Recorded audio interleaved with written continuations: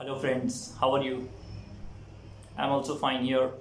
Friends, ये हमारा basic level है और इस बेसिक लेवल में हमारा लेसन नंबर 4 चल रहा है। जैसा आप जानते हैं ये हमारा स्पोकन इंग्लिश कोर्स है, तो इसमें सबसे ज़्यादा ज़रूरी है वोकैबलरी, क्योंकि वोकैबलरी के बिना कोई भी लैंग्वेज नहीं सीख सकते।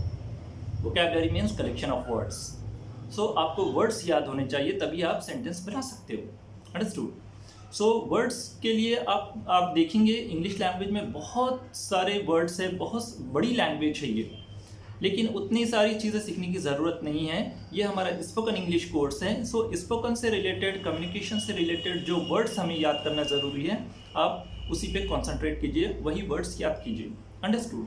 जो हमारे डेली कम्युनिकेशन से रिलेटेड है, हमारे इन्वायरमेंट से रिलेटेड, हमारे एटमॉस्फेयर से रिलेटेड, हमारे जो डेली बातचीत में यूज़ होते हैं वर्ड्स, आप उसी पे अभी कंसंट्रेट कीजिए। तो उसके लिए आप कोई भी वोकैबलरी की बुक रेफ़र कर सकते हो जिसमें बेसिक लेवल पे वोकैबलरी हो। अंडरस्टूड? स्पोकन से रिलेटेड स्पोकन इंग्लिश वर्ड्स, या फिर आप कोई ग्रामर की बुक रेफ़र कर सकते हो, उसमें भी कुछ वर्ड्स होते हैं।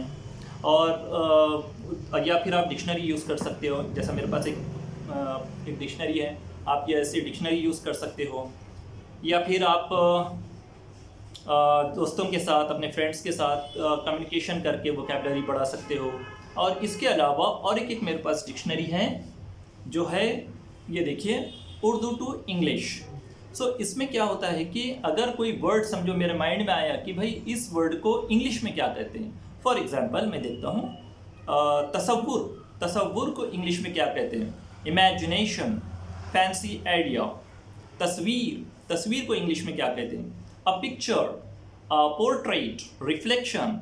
सो ऐसे, तो यानी हमारे माइंड में कोई भी वर्ड आता है हिंदी में, उर्दू में या फिर मराठी में, तो आप उसको इंग्लिश में क्या कहते हैं, आप उसको ऐसी डिक्शनरी में देख सकते हो।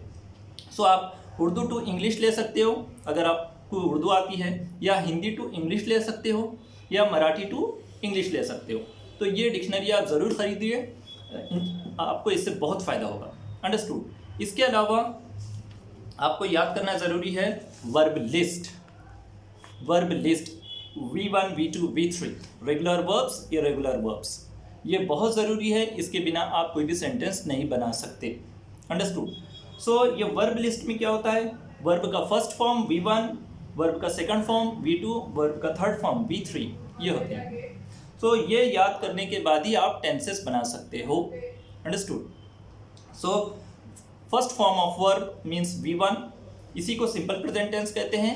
V2 को सिंपल पास्ट कहते हैं। V3 को पास्ट पार्टिसिपल कहते हैं। सो ये वर्ब की लिस्ट आपको जहाँ से भी मिलती है आप लीजिए और याद कीजिए। अंडरस्टूड?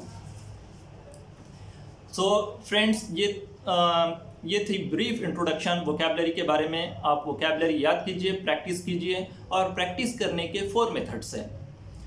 उसे कहते हैं LSRW, listening, speaking, reading, writing. आप ज़्यादा से ज़्यादा इंग्लिश सुनिए, ज़्यादा से ज़्यादा इंग्लिश बोलिए, लिखिए, पढ़िए और उस पर प्रैक्टिस कीजिए।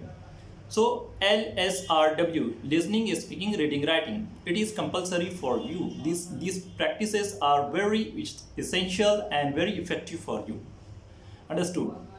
और अगर आपको ये मेरा लेक्चर पसंद आया, बहुत अच्छा लगा, तो आप लाइक कीजिए, सब्सक्राइब कीजिए और बेल आइकन को दबा दीजिए, और वेट कीजिए मेरे अगले वीडियो का। Thank you very much.